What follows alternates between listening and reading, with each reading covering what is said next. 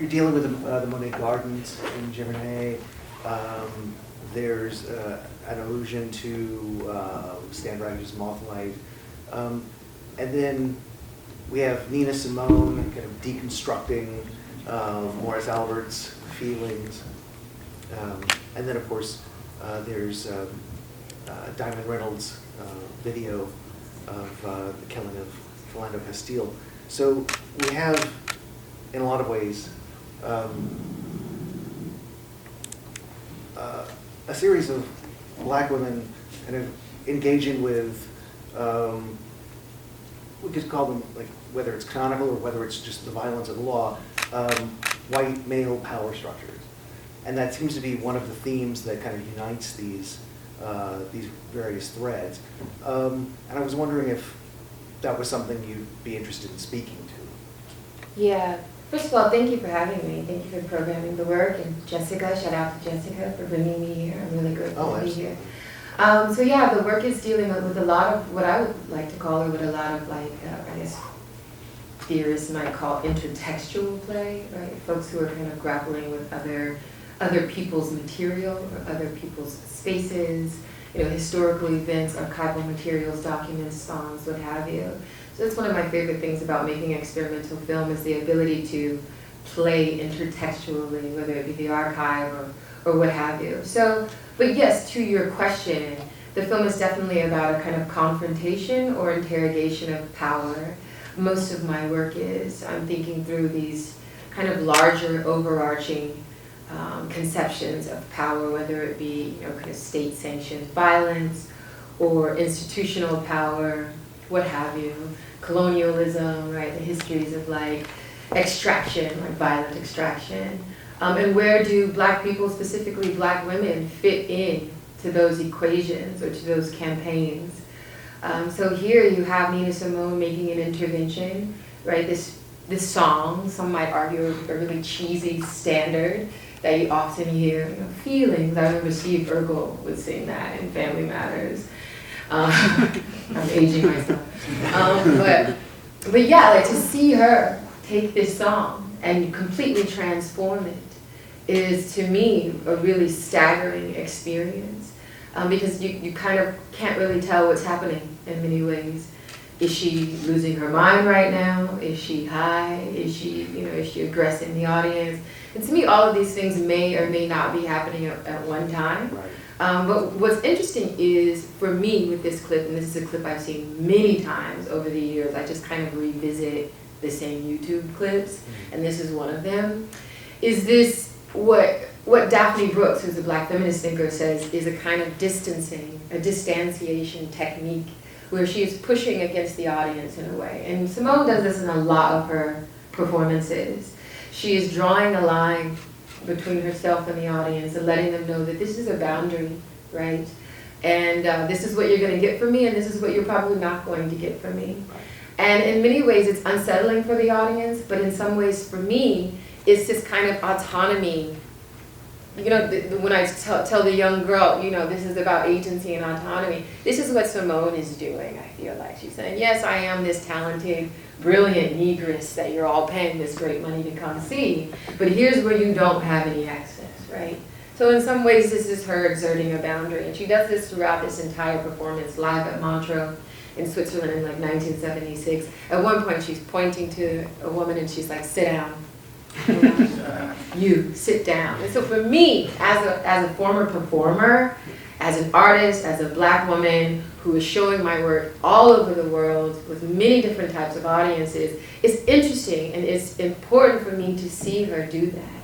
It's important for me to see her kind of eke out this space, right, this interior space, some might argue, that you don't quite have access to, you know, even though I'm here performing for you all, you know? No, that makes perfect sense, and I think that speaks to not only a performer-audience dialectic, where there's this sense that performers are expected to be completely ingratiating to an audience, but it also speaks to this racial dialectic as well, where and gendered.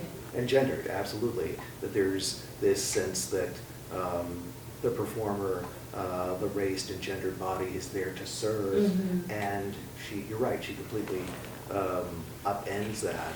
I mean, especially at the beginning where she essentially performs this, dialectics on this song and kind of talks about how I don't understand or I don't believe in the conditions that would necessitate the writing of this song. Mm-hmm. And then they're stunned into silence and she's, come on, clap. Like, yeah. I've just, performed theory for you. Yeah. And, I've broken it down for you. Exactly, right? and you should be appreciative. Yeah, and well, I'll let you go ahead. No, please. I was just going to pivot to the garden, which takes up a lot of space in the film. So I was in 2016, I was in Giverny for an artist residency, and I found myself there at the same time that all of these things were happening. Philando Castile, Alton Sterling, and the Pulse nightclub shooting. And so the initial film, In the Garden, with Claude Monet and this kind of chopped and screwed Louis Armstrong, it's a standalone film called Giverny 1, Negress Imperiale. And so what I've done is kind of like separated it into 3 pieces and placed them throughout this work. So it's just this kind of further extended conversation on what I was thinking in 2016. And most of what I was thinking about is my own bodily autonomy in spaces, in all public spaces, right? So not just the garden, which, is of course luxurious and bucolic and very beautiful, but a space where I was feeling threatened. I was feeling very much kind of under, either hyper-surveilled, I was either hyper-visible or I was completely invisible, And there were moments where I felt like I needed to protect myself because of the sort of engagements I was having in the space.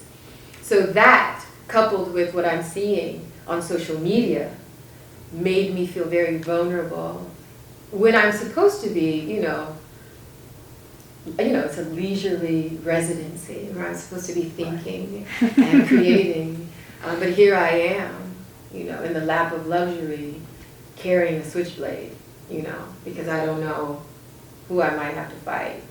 So it was like a kind of mindfuck in a way, being there and having this happen, And so that's, the work is a response to this kind of psychological experience and very physical experience. And that makes a lot of sense. And the garden, I think, we can think of it as, it's a very public space, but it's also not necessarily private, but it's an extremely kempt and manicured space. Absolutely. That is presumed to be not entirely public. It's not the wild, and so... No, it's a man-made garden. Right. That's been historically preserved. So, I say this all the time, if there were like 30 orange tulips here 50 years ago, there's still 30 orange tulips. So it's super manicured. It's not necessarily public. It is a tourist attraction where thousands of people are cycling in and out of it every day. And so it's a complicated space that has all of this history that's of course tied to Monet, but also these other Impressionist painters, but also, to me, the quote-unquote making of the modern world, when you think about the movement of Impressionism and the time period with which it's coming about. So, I don't know, I can't divorce that space from, imperialism, right, or capitalist campaigns. I can't remove that from its context. Just as you cannot remove this work from what was happening in 2016. Absolutely. And one other note, realizing that this piece in some way remixes Negress Imperiale, I guess the official title of this piece is Giverny Document Single Channel, which kind of implies that it was going to be reconfigured into a multi-channel gallery. It already has been. Okay. So in January of 2019, it premiered in Paris as a 3-channel installation, and will also come here, not here in Houston, but in New York City and in LA at the Hammer as a 3-channel. So it was technically a 3-channel before it was a single channel. I just kind of grabbed that middle one and sent it to a bunch of festivals. So yeah, it's like, they're like Russian dolls almost. There's, 1, and then there's 2, and then there's actually 3. It's a suite of films. Are there any questions from the audience? How long were you in Giverny? I was there for 2 months. 2 months. Yes, ma'am. So the first month I was really depressed and I didn't do anything except for maybe eat and sleep and pluck the petals off of flowers and adhere them to a clear film strip, which is what you see as this kind of glitch moment. The second month I kind of had to snap out of it and say, when are you ever going to be here again? You know, walk into this space and use it. So as a former actress, I walked into this empty garden and thought, oh, this is a movie set, and I should just place myself here. And that's how we moved about. Yeah, it's very evocative, and also it has all kinds of references for many people. Mm-hmm. It's always, I've been to that place several times in my life, and the feelings are different depending on the age, depending on when you go, depending how much you know about history and the history of the painters. And you really have captured a lot of things, not only for yourself personally and for the people like you, but for other women as well. Mm-hmm. You know, all involved in that romanticism, commercialism, evocation of like, the past was better than now, and it wasn't. But Right. Thank you. thank you very much for that. It is absolutely beautiful. Thank you. I'm thinking a little bit about what you're saying. I'm not very familiar with Daphne Brooks. Oh, do I need that? Okay. Let's give it a try. That's not comfortable. Hi. I was thinking of what you're saying in regards to Daphne Brooks. I'm not familiar with the theory that they're working with, but I'm thinking about the politics of refusal instead of performance in general, and specifically concerning Nina Simone. I know that Malik Gaines has written kind of like something on that. But there is one thing, you know, like there's this thing, the moment when Nina stops performing, maybe this is not the right vocabulary to address that, when she stops singing, and then she enters this different mode of performativity that is connected with this political, I'm going to call it a political agenda, but I don't think it is necessarily in the mode of representation, simply call it like that. But when she's doing that, I think she's tapping into this idea of the politics of refusal, how it's possible to carve those different spaces, but not necessarily carve a space for something for someone. It's simply, I'm trying to remember, there's a kind of like this creating kind of like this feature, you know, like this hole, you know, it's just like this, I would want it to be nothing, like not a thing, no thing, in terms of what is happening. But regardless, what I want to try to ask you in those lines is, in terms of filmmaking, do you understand, in the same way that there is inside of performance practice, this possibility of refusal to happen, how do you see in the relationship of like, you know, audio-visual imagery and three-dimensional surface show that's happening there, how can you see this refusal also happening? And I'm thinking of specific excerpts from what is inside of the film. For instance, when you have sound and you don't have image. Yes, or you have that's like, exactly what I was going to say. Yeah, so could you just like dwell on that a little bit for me? Certainly. The film is definitely within this kind of tradition of refusal, in that I am refusing you a dead black body. Absolutely, 100%. You have to hear, you hear it. We see Diamond Reynolds, we see the young girl, Day, her daughter. We never see Philando Castile, who is just a pan away, right? Instead we see this kind of decaying, almost microscopic flower, right? This flower footage. And we see Geronimo Yanez. We see Fred Hampton, and we see Geronimo Yanez, the police officer. Right. Yes. What I am doing in that is going against this tradition of revealing a dead or a black body in pain, a bleeding out black body, a shot, dismembered, or lynched black body, which is very much the tradition in this country. When you think about the history of lynching photos, when you think about the news, right? Even the contemporary news or social media. This in itself was an example of that. Her film, that raw material, that archival footage, I have not even been able to look through the entire film because it's so disturbing. So as a Black woman filmmaker who's making work from a subjective, feminist, Black space, it is my imperative to not re-traumatize Black people, right? I am interested in galvanizing Black people to think progressively around what constitutes a story and how we construct narrative and how we're being represented inside the frame. But it is not my agenda to re-traumatize us. And I see a lot of that from other Black people, right? So for me, this practice of refusal is a kind of ethic around what type of Blackness am I going to show. It needs to be multivalent. It doesn't always have to be positive, but it doesn't need to reach. I know what a dead Black body looks like. I see it all the time, right? So I don't need to show you that over and over again. For some audiences, that's titillating. And I'm not interested in titillating a white supremacist gaze. I'm not interested in feeding a white supremacist gaze a bleeding Black body. I think I can make a comment about police violence without showing you that. So that's how this work is within a practice of refusal. Can we go a little bit further with this? Because I'm thinking now, for instance, when Fred is talking about like the scream and in relationship to Saidiya Hartman's whole theory and how she's refusing to talk about it, and for him it becomes like the scream inside of the wing cyst.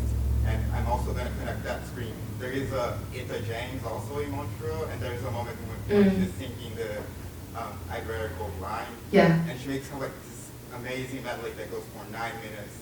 And there is a moment where she stops singing as well, and she's looking around, and every now and then she screams, like she screams out of the microphone, and you have like this sound that is kind of like touching, you capture a little bit of what is happening, but you just, there is this, God, pathos. There's just happening there. Yeah, I mean, I hear you, and I feel like you're referencing Fred Moten and Saidiya Hartman and their talk. And I want to honor your question, but I'm not sure what your question is in this instance right now. Sorry, well, I was trying to get into the possibilities of that cry. The scream. Yes. Yeah. Okay, so yeah, the negress I say the negress, it's myself, but it's a character.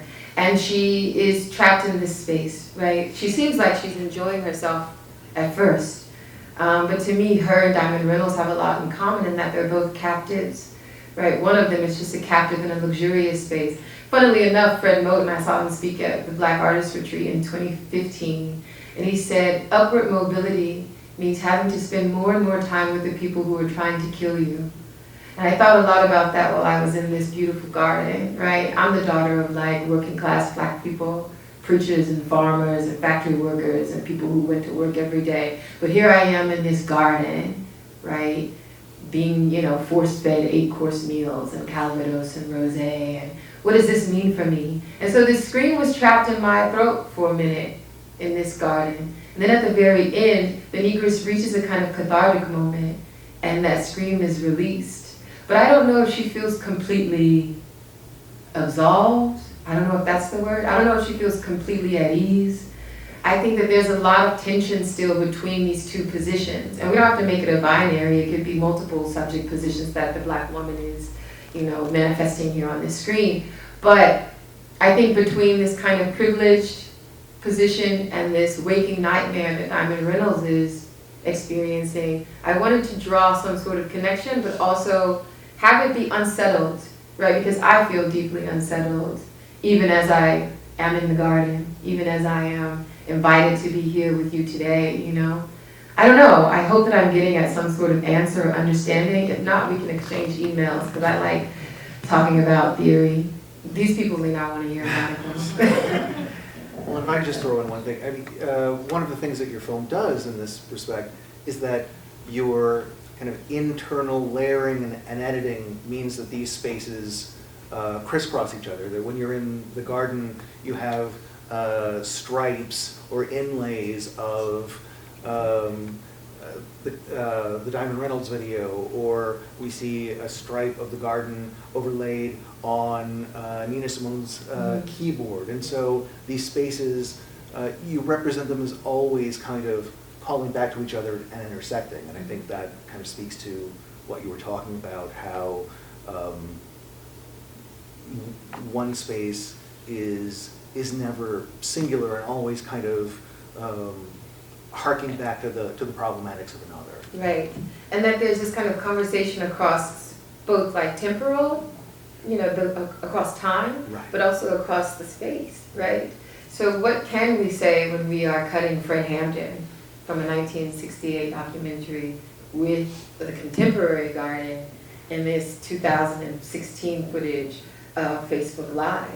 So for me, that connection with Fred Hampton is because, he's talking about the importance of political education, which I feel like is so integral, but often falls by the wayside when we're organizing in the streets and we have all of this political fervor. You have to kind of read first. Practice without theory is nothing, just like theory without practice is nothing. So, and then I thought about the way in which he was murdered. He was in bed with his pregnant wife. The Chicago PD, they get entry into his apartment and they murder him in cold blood. So to me, this is a connection with Philando Castile. His family unit is together, and then the state visits violence upon him, unexpectedly in this way. So thinking about proxy violence too, not just how black men are gunned down, but when a black man is gunned down, who is left, right? And it's usually a bunch of women who are left having to, grieve and move forward and pick up the pieces. Hi, there was footage that looked like maybe surveillance footage shot in a war where someone was attacking, and for me it brought to mind when American soldiers would attack Iraqis in the Iraq War, but I didn't know what was that footage a reference to. And then just another question, when I saw a woman naked in a garden, I thought Eve, kind of in a kind of magical, perfect state. Did you have any intention of Eve in the garden when you did that? Yeah, what's so great about experimental film is you get all of these different reads, right? You get all of these different interpretations of what's going on, and that's exciting for me. What you are seeing is Syria and Afghanistan drone footage during the Obama administration. I like to point that out because, Fred Hampton is talking about Negro imperialists. And that, a lot of my work is pushing against these kind of politics of representation. This idea that, if we just get a black person, it'll be great. Same with in the film industry, it has a black director, so it's going to be, it's going to be amazing.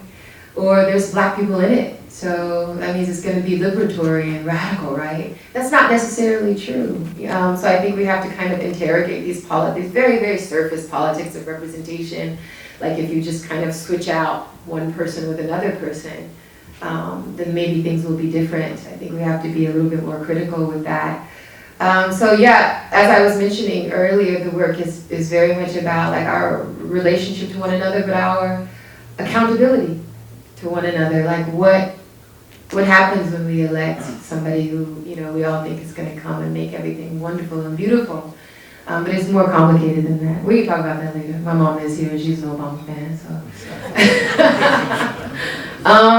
The garden. Yeah, like throughout art history, we equate women's bodies with nature. Not even throughout art history, just throughout in society. Mother nature, right? Women's bodies are often equated with, the natural land, the landscape.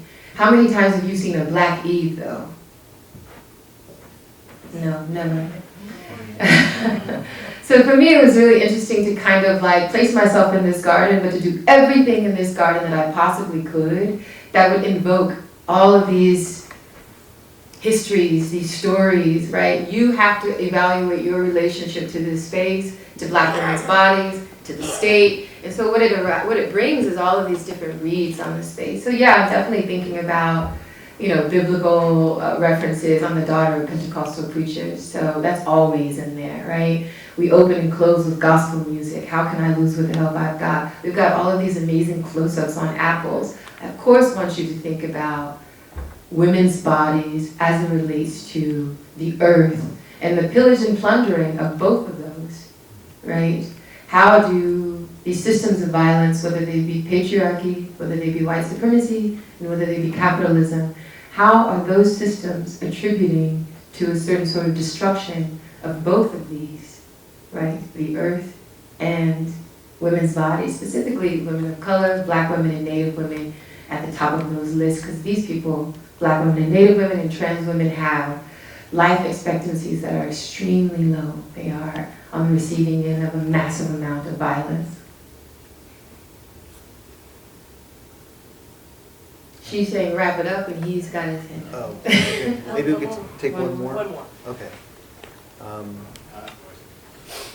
Could I ask you I feel that the film is bracketed by experimental filmmaking.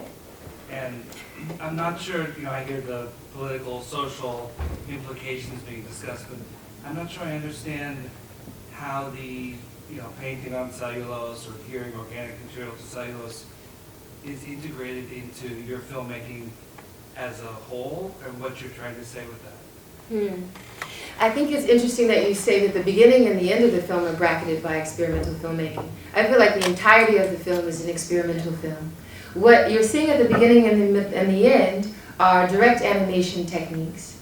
Folks like Stan Brakhage and Lynn Lai, who you mentioned earlier, pioneered these techniques, these older guys who are, thinking through material and formalism, right? For me, what happens when I take these things? What happens when a black lady takes these techniques and takes this form and decides to stretch it as far as it can go, right? In fact, I'm trying on multiple forms, multiple modes of filmmaking, whether it be vox populi, this woman on the street, how are you safe? Whether it be Soviet montage editing, whether it be archival material or direct animation.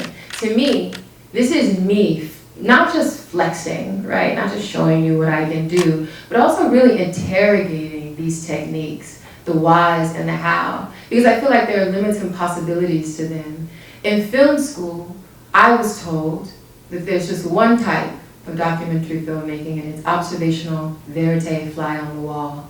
I had an extreme problem with the curriculum because I found that was intellectually, I found objectivity to be intellectually lazy, right? This notion that I am invisible and I can point my camera at a person and get the truth from them, right? And I'm neutral. To me, that's, intellectually lazy, right? So I'm subjective. The reason why this direct animation fits in is because it is a subjective, mark-making, like an imprint of me, right? Who am I and where am I positioned? How am I looking and where am I looking and from where am I looking from? So the work is not objective, it's not neutral. This is why there is a kind of political imperative, because I am operating and making work from a position in society that's often erased, that's often minimized. So I'm centralizing my lived experience and making work from that experience, right? Oftentimes, people ask me, who's the work from? And then they get pissed off when who is the work for? And then they get pissed off when I tell them it's for black people. Now that doesn't mean that y'all can't come here and get you a life and be moved and be completely enraptured and find value in it. But who am I talking to? I'm talking to black women. I want to centralize them and I want to corroborate their reality.